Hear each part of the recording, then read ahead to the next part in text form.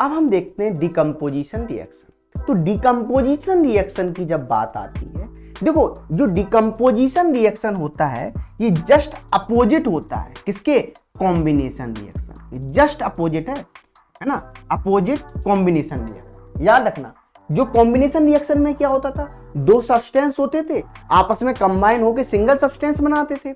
यहां पे क्या होता है, जो सिंगल सब्सटेंस होता है वो आपस में ब्रेक डाउन होके क्या बनाएंगे, टू और मोर सब्सटेंसेस बनाएगा। जैसे मान लो आपको आर लिया है ना, आर को हमने क्या किया, मान लो हीट कर दिया, ये किस में ब्रेक हो गया, P + Q में ब्रेक डाउन हो गया। मतलब क्या हो गया, डिकम्पोजिशन हो गया। अब ऐसा नहीं है सर, आपके दिमाग में और होगा कि सर क्या हीट करने पे डिकम्पोजिशन होगा, नहीं भाई, आप हीट दें, आप हीट दे सकते हैं, ठीक है ना, आप इलेक्ट्रिसिटी दे सकते हैं, है ना, आप सनलाइट के प्रेजेंस में कर सकते हैं। तो ये सब इन तीनों केस में क्या होता है, डिकम्पोजिशन होता है। तो आपको एक बात तो क्लियर हो रही है यहाँ पे, जो डिकम्पोजिशन रिएक्शन होता है वो जस्ट अपोजिट है किसके, कॉम्बिनेशन रिएक्शन के। तो डिकम्पोजिशन रिएक्शन किसे बोलेंगे कि सिंगल सब्सटेंस को हम ब्रेक डाउन कर दें टू और मोर सब्सटेंस में, उसे क्या बोलेंगे, डिकम्पोजिशन रिएक्शन बोलेंगे। लिखा हुआ आप ये देखो, those reaction in which a single substance splits up into two or more simpler substances are known as decomposition reaction। जैसे एग्जांपल के लिए मैं ले लेता हूं कि एग्जांपल हमने कैल्शियम कार्बोनेट ले लिया CaCO3, ठीक है ना, इसको हमने हीट करा रहे हैं, ठीक है ना। जैसे हमने इसको हीट दिया, ठीक है, तो क्या बना, कैल्शियम ऑक्साइड मिला प्लस CO2 गैस मिला, है ना, CO2 गैस इवॉल्व हो गई यहाँ पे। तो आई होप आप क्लियर हुआ, जो सिंगल सब्सटेंस था वो किसमें डिवाइड हो गया, टू सब्सटेंसेस में, मोर सब्सटेंसेस में डिवाइड हो गया। इतना क्लियर। तो उसे क्या बोल रहे हैं, डिकम्पोजिशन रिएक्शन बोल रहे हैं। जैसे यहां पे बोल रहा है, देखो सिंपल, देखो इस तरीके से इमेज देखो, ए भी था ब्रेक डाउन हो गया A + B में। देखो यहाँ पे किस तरीके से, पहले क्या था, देखो मॉलिक्यूल आपस में क्या थे, जो कंबाइन थे, मॉलिक्यूल जैसी कंबाइन थे आपस में, फिर क्या हुआ उसके बाद स्प्लिट हो गए, देखो इस तरीके से, फिर क्या होगा, स्प्लिट हो गए। तो आप देख सकते हो स्प्लिट हो गए। तो ये क्या डिकम्पोजिशन रिएक्शन बोल रहे हैं, ठीक है। तो हम डिकम्पोजिशन के फिर हमने टाइप्स देखे थे, कितने टाइप से होता था डिकम्पोजिशन रिएक्शन, 3 टाइप से। पहला था थर्मोलिसिस, थर्मोलिसिस या हीट देके। थर्मोलिसिस मतलब जब आपसे थर्मोलिसिस की बात की जाएगी, मतलब उस केस में आप क्या दे रहे होंगे, हीट देके ब्रेक डाउन कर रहे होंगे, ठीक है। अच्छा, अब आप कहेंगे इलेक्ट्रोलिसिस, इलेक्ट्रोलिसिस मतलब आप इलेक्ट्रिसिटी क्या कर रहे होंगे, पास करा रहे होंगे। जब आप इलेक्ट्रिसिटी पास कराएंगे तब क्या होगा, इलेक्ट्रोलिसिस होगा। जैसे हमने बताया था 3 ही केस में होगा डिकम्पोजिशन, इलेक्ट्रिसिटी, हीट, और तीसरा होता है आपका फोटोलिसिस। फोटोलिसिस बोले तो सनलाइट के प्रेजेंस में, किसके प्रेजेंस में, सनलाइट के प्रेजेंस में। हम एक एक करके सारी बातें पढ़ेंगे, अच्छे से पढ़ेंगे, डिटेल में पढ़ेंगे, है ना। सनलाइट के प्रेजेंस में क्या होगा, है ना, इलेक्ट्रोलिसिस के प्रेजेंस में क्या होगा, थर्मोलिसिस के प्रेजेंस में क्या होगा। एक बात और मैं बता देता हूं, आप लोग जब पढ़ते हो तो बहुत सारे लोग क्या सोचते हैं, सर ये ट्रायंगल का मतलब क्या है, यहाँ पे जो हमने ट्रायंगल बनाया इसका मतलब क्या है। इसका मतलब होता है, जब जब आपको ये लिखा मिले, इसका मतलब होता है हीट। बहुत से बच्चे प्रॉब्लम में आते, सर आपने ये क्या बना दिया, हीट, ठीक है ना। एक बात और ध्यान रखना, मैं कॉमन सेंस की बातें बता रहा हूं यहाँ पे, ये बातें आपको कोई नहीं बताएगा, क्योंकि बच्चा कंफ्यूज होता है। जब किताब पढ़ता है, कोई भी अच्छी बुक पढ़ता है, तो वहां पे कंफ्यूज होने लगता है, ठीक है। अब यहां पे जैसे ही सनलाइट लिखा है, तो सनलाइट या तो वो आपको सनलाइट लिख के देगा, या आपको वो लिख के देता HNu। अभी आप नॉलेज के लिए याद रखना, जब आप हायर क्लासेस में आएंगे तब आप समझ जाएंगे इसका मतलब क्या, फोटॉन्स ही होता है, तो आप HNu समझ जाएंगे। तो यदि आपको HNu लिखा मिले किसी रिएक्शन में, या आपको सनलाइट लिखा मिले, तो आप समझ जाना कि वहां पे क्या हो रहा है, फोटोलिसिस हो रहा है। फोटोलिसिस मतलब अभी आप हायर क्लासेस में पढ़ेंगे, थोड़ा मैं डिटेल बता देता हूं। फोटो मतलब फोटोलिसिस मीन फोटॉन्स, फोटॉन्स मतलब पार्टिकल की, लाइट जो बिहेव कर रहा है वो कैसे कर रहा है, पार्टिकल की तरह बिहेव कर रहा है। आप हायर क्लासेस में पढ़ेंगे कि लाइट जो करता है डुअल नेचर रखता है, पार्टिकल और एज वेल एज वेव की तरह बिहेव करता है। हम आगे बात करेंगे, बहुत अच्छे से पढ़ेंगे, जब आप नीट की तैयारी करेंगे या जेईई की तैयारी करेंगे तब मैं बहुत अच्छे से इन चीजों को बताऊंगा। आगे बढ़ते हैं। अब हम आगे बढ़ने से पहले अब हम एक एक टॉपिक को देख के जाते हैं। हम पहले देखें थर्मोलिसिस, ठीक है ना। तो स्टार्ट करते हैं। थर्मोलिसिस क्या होता है, देखो थर्मोलिसिस लिखा मिले, समझते जाओ, मैं पहले ही बोला या आपको थर्मल डिकम्पोजिशन लिखा मिले, बात एक ही है, ठीक है ना। मतलब इसका क्या है, डिकम्पोजिशन बाय हीट। किसके थ्रू डिकम्पोजिशन हो रहा है, हीट के थ्रू डिकम्पोजिशन हो रहा है। मैंने भी बताया था आपको, है ना, हमने एक एग्जांपल भी दिया था, याद हो, कौन सा एग्जांपल दिया था बिहाल, कैल्शियम कार्बोनेट को जब हमने हीट कराया था तो क्या मिला था, CaO मिला था प्लस CO2 गैस इवॉल्व हुई थी, ये हमने भी आपको बताया था। आई होप आपको यहां पे क्लियर होगा। अब देखो, अब हमने क्या किया, इसके बाद दूसरा क्या था, इलेक्ट्रोलिसिस। इलेक्ट्रोलिसिस हमने बताया था इलेक्ट्रिसिटी पास करा दें, या हम इसी को बोलते हैं इलेक्ट्रोलिटिक डिकम्पोजिशन। देखो नाम समझ लो, थर्मल डिकम्पोजिशन लिखा मिले, थर्मोलिसिस लिखा मिले तो मिले, तो आप समझ जाना कि थर्मल डिकम्पोजिशन। यदि इलेक्ट्रोलिटिक डिकम्पोजिशन लिखा मिले या इलेक्ट्रोलिसिस लिखा मिले तो आप समझ जाना डिकम्पोजिशन बाय इलेक्ट्रिसिटी हो रहा है। देखो मैं पहले बता दे दूं, बहुत सारे क्वेश्चन प्रीवियस ईयर में आए हुए हैं इस टॉपिक पे, तो बहुत ध्यान से पढ़ना डिकम्पोजिशन रिएक्शन का। मैं भी दिखाऊंगा आपको, जो मैं एग्जांपल्स भी लाया हूं यहाँ पे वो PYQ से ही उठा के लाया हूं, वो क्वेश्चंस बहुत सारे आए हुए हैं, तो आई होप आपको क्लियर और अच्छे से हो जाएगा। थोड़ी देर रुको, अभी मैं बताने वाला हूं।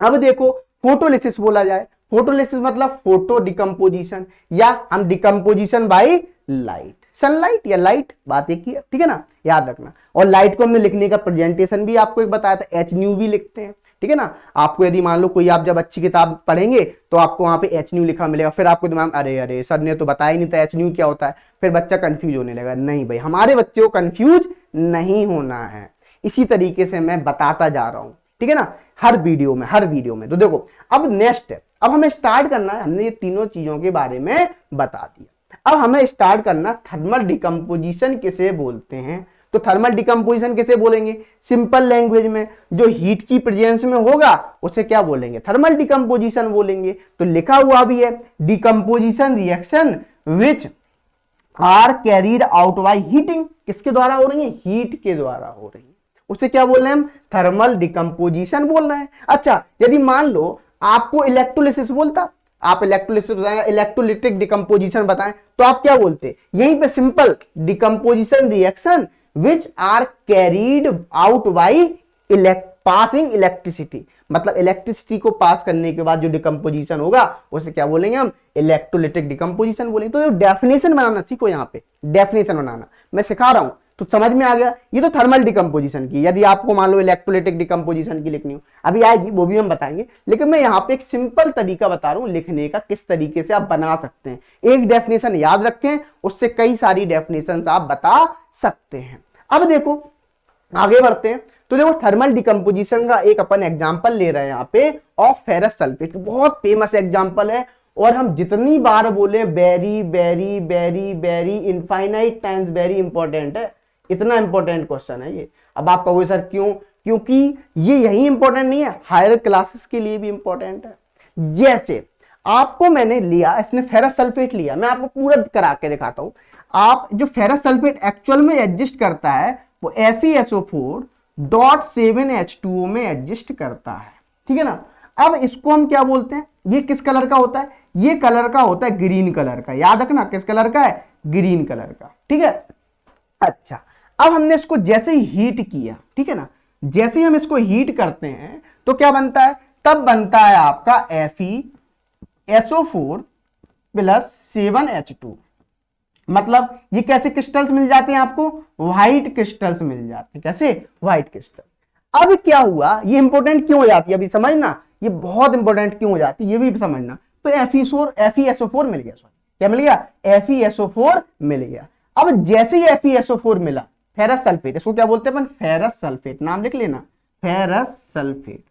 अब ध्यान सुनना क्योंकि बहुत इंपॉर्टेंट है, ठीक है, मैं अब इसको अभी डायग्राम के थ्रू भी समझाऊंगा, है ना। जब अब ये फेरस सल्फेट मिल गया, है ना, अब जैसे ये फेरस सल्फेट मिलेगा, अब हमने इसको हीट करा दिया, क्या करा दिया, फर्दर हीट हुआ, तो FeSO4 जैसे ही फिर से हीट हुआ तो क्या मिला, आपको मिल गया Fe2O3 फेरिक ऑक्साइड, इसको बोलते हैं अपन फेरिक ऑक्साइड, क्या बोलते हैं, फेरिक ऑक्साइड, ध्यान सुनना, ठीक है। और जो कि कैसा होता है, रेडिश ब्राउन कलर का, और किसी किसी किताब में लिखा होता है रेडिश ब्राउन, नहीं ब्राउन कलर भी लिखा हुआ मिलता है, तो आप आई होप यहाँ पे प्रॉब्लम में नहीं आना, ठीक है ना। तो फेरिस क्या मिल गया, फेरिक ऑक्साइड मिल गया। और फिर क्या मिलेगा, प्लस SO2 गैस इवॉल्व होगी और यहां पे SO3 गैस इवॉल्व होगी। इसीलिए इंपॉर्टेंट हो जाता है क्योंकि इसमें सल्फर, SO2 किसे बोलते हैं, सल्फर डाइऑक्साइड और सल्फर ट्राइऑक्साइड, लिख लेना यहां पे होता सल्फर डाइऑक्साइड, डाइऑक्साइड, और ये होता है आपका सल्फर ट्राइऑक्साइड। क्या होता है, सल्फर, मैं नाम बताता चल रहा हूं क्योंकि आप जब हायर क्लासेस में आएंगे तो एटलीस्ट आपको नाम पता होना चाहिए, ठीक है ना, इसीलिए बहुत इंपॉर्टेंट हो जाती है।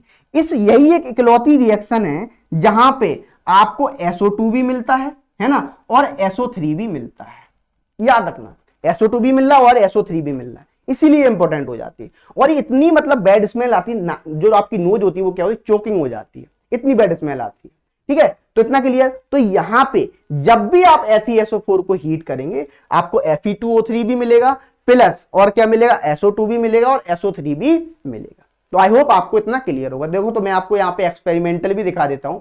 ये बना हुआ है एक्सपेरिमेंट, जो एक लड़की है ना, हम बनने में लड्डू फूटा, है ना, तो जो लड़की है वो क्या कर रही है, फेरस सल्फेट को हीट करा रही है।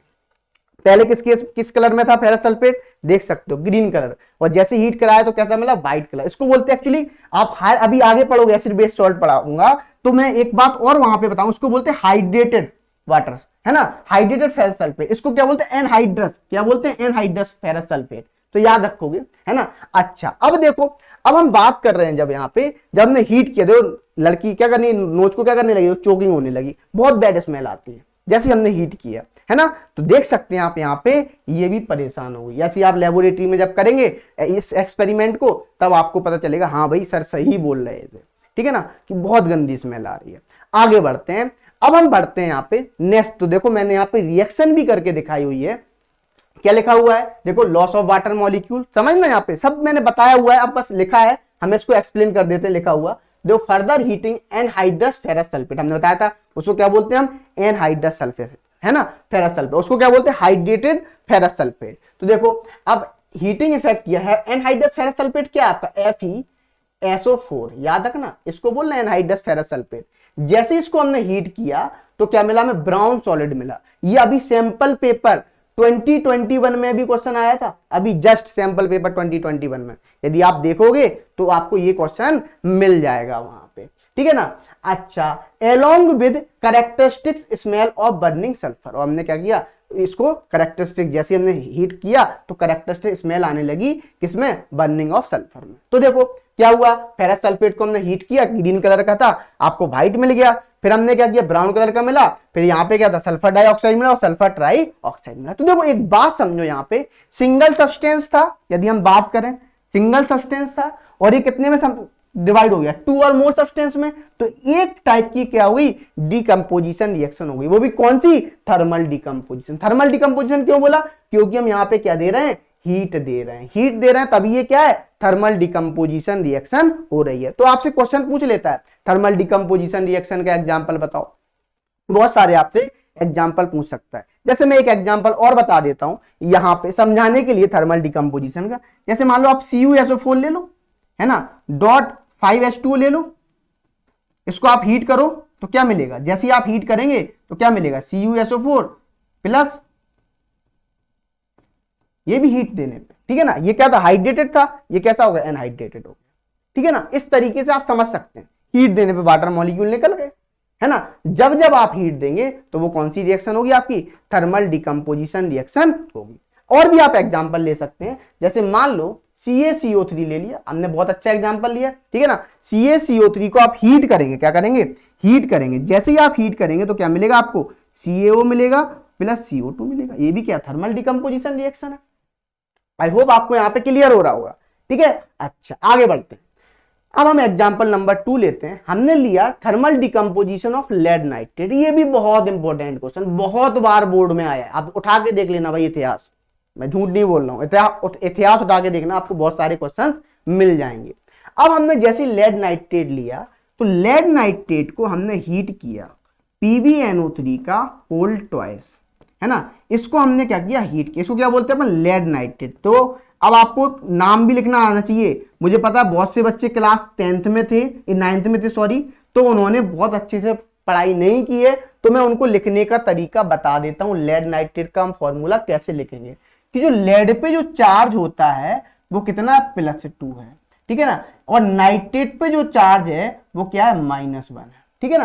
अब आपको पता है यहाँ पे वैलेंसीज का क्या होता है, क्रॉस मल्टीप्लाई हो जाता है, तो क्या बनता है PbNO3 का होल ट्वाइस। और याद रखना हमेशा हमेशा जो चार्ज निगेटिव में भी है तो उसका जो हम चार्ज लिखते हैं वो मैग्नीट्यूड वैल्यू लिखते हैं, क्या लिखते हैं, मैग्नीट्यूड वैल्यू लिखते हैं। आई होप आपको यहाँ पे क्लियर हो गया वो फॉर्मूला लिखना भी आ गया हो। जैसे एक एग्जांपल और लिखना दिखा देता हूं, यहाँ पे जैसे मान लो कैल्शियम ऑक्साइड लिखना है CaO, है ना। आप CaO लिखना है तो आपको Ca पे भी चार्ज कितना है +2, ऑक्साइड पे भी चार्ज कितना है -2, क्रॉस मल्टीप्लाई किया, जैसे क्रॉस मल्टीप्लाई किया तो आपका क्या बना, तो देखो आपका बनेगा CA2O2।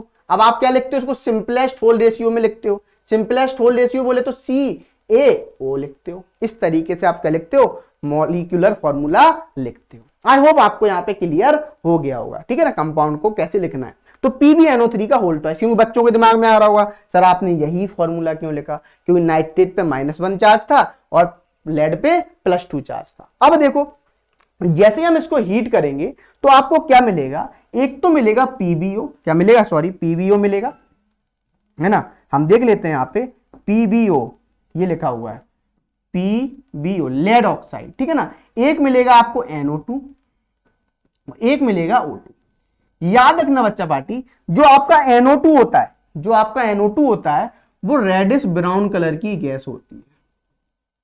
मैं क्यों बता रहा हूं भाई ये कलर रेडिश ब्राउन कलर की गैस होती है, इसलिए बता रहा हूं जब आप हायर क्लासेस में आएंगे तो यही सारी रिएक्शंस हैं, यही सारी रिएक्शन आपको 10th भी फोड़ना है, और आप में से बहुत सारे बच्चे नीट और जेई की तैयारी करेंगे उनको भी फोड़ना है, ठीक है। तो आप टेंशन मत लो, मैं आपके साथ हमेशा खड़ा हूं, कभी भी दिक्कत लगे कांटेक्ट करो, कोई टेंशन नहीं।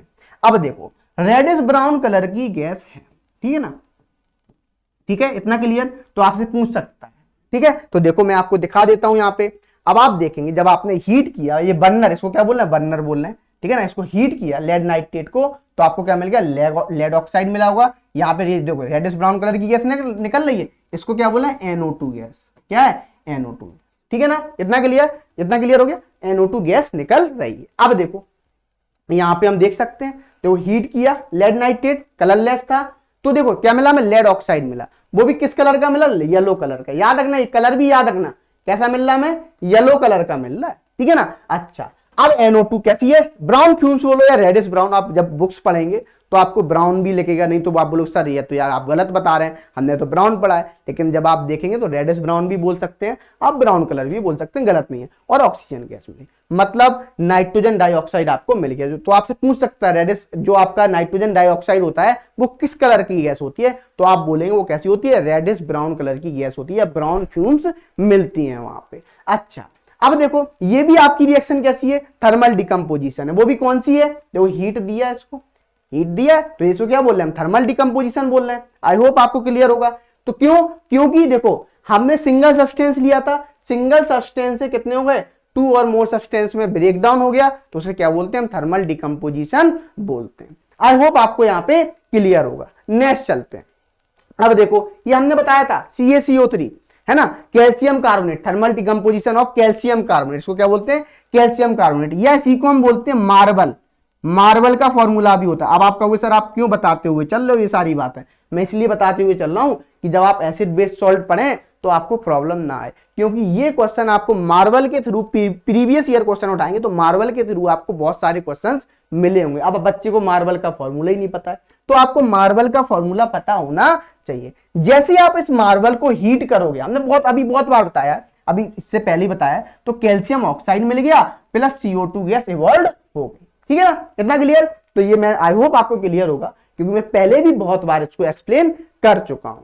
ऐसा नहीं, एक बात ध्यान रखना, मैं एक आपको हिंट दे रहा हूं, किसी भी मेटल कार्बोनेट को, ऐसा नहीं कि सर आपको कैल्शियम कार्बोनेट से प्यार है तो आपने कैल्शियम कार्बोनेट बता दिया, किसी भी मेटल कार्बोनेट को आप हीट करेंगे, वो भी अल्कली मेटल कार्बोनेट को छोड़कर, ठीक है ना, एक्सेप्ट, ठीक है, हीट करेंगे तो आपको हमेशा क्या मिलेगा, मेटल ऑक्साइड मिलेगा, है ना, प्लस आपको CO2 गैस मिलेगी, ठीक है, इवॉल्व होगी। अच्छा जैसे अब मेटल कार्बोनेट ले लें, अब मान लो हम कोई भी मेटल कार्बोनेट ले लें, MCO3, इस टाइप से समझ लो, यहाँ पे ठीक है ना, इसको हम कभी भी हीट करें तो आपको क्या मिलेगा, metal oxide plus CO2 gas evolve. इस तरीके से आप याद रख सकते हैं। जैसे मान लो हम एक एग्जांपल और ले लें, MgCO3 है, तो जब जब आप मेटल कार्बोनेट लेंगे, किसको छोड़कर, अल्कली मेटल के कार्बोनेट को छोड़कर, जब जब आप मेटल कार्बोनेट लेंगे उनको आप हीट करेंगे, ठीक है ना, तो आपको क्या मिलेगा, MgO मिलेगा प्लस CO2 मिलेगा। मुझे पता है बहुत सारे बच्चे सोच रहे होंगे कि सर आप अल्कली मेटल कार्बोनेट को क्यों ऐसा बोल रहे हो, वो मैं आपको आगे चल के हायर क्लासेस में एक्सप्लेन करूंगा क्यों नहीं होता है, ठीक है, उनका फर्दर हीटिंग इफेक्ट नहीं होता है, ठीक है ना। आगे बढ़ते हैं, चलो अब हम देखते हैं नेक्स्ट डिकम्पोजिशन, देखते हैं कौन सा, इलेक्ट्रोलिटिक डिकम्पोजिशन। और आपको पता है इलेक्ट्रोलिटिक डिकम्पोजिशन में हमने बोला था क्या पास कराना है हमें, बताओ बच्चा पार्टी, हमें इलेक्ट्रिसिटी को पास कराना है, ठीक है ना। और एक बात मैं बता रहा हूं, जब भी इलेक्ट्रिसिटी को पास कराएंगे तो आप इलेक्ट्रिसिटी को पास करें तो एक सेल होता है, कैथोड एनोड होता है, इस तरीके से, तो याद रखना है ना, सेल होता है, ये कैथोड एक एनोड हो गया और आप इसको जोड़ देते हैं, ठीक है ना, इस तरीके से, तो याद रखना, ठीक है ना, कैथोड कैसा होता है, नेगेटिवली चार्ज, और एनोड कैसा होता है, पॉजिटिवली चार्ज, तो याद रखना। अब देखो जैसे ही हमने यहाँ पे इलेक्ट्रिसिटी पास कराई तो ऐसा नहीं कि NaCl ले लिया, अब NaCl याद रखना सॉलिड स्टेट में नहीं लेते हैं हम, क्यों, सॉलिड स्टेट में उसको क्या नहीं मिलेंगे, फ्री आयंस नहीं मिलेंगे, तो इलेक्ट्रिसिटी को कंडक्ट नहीं करेगा।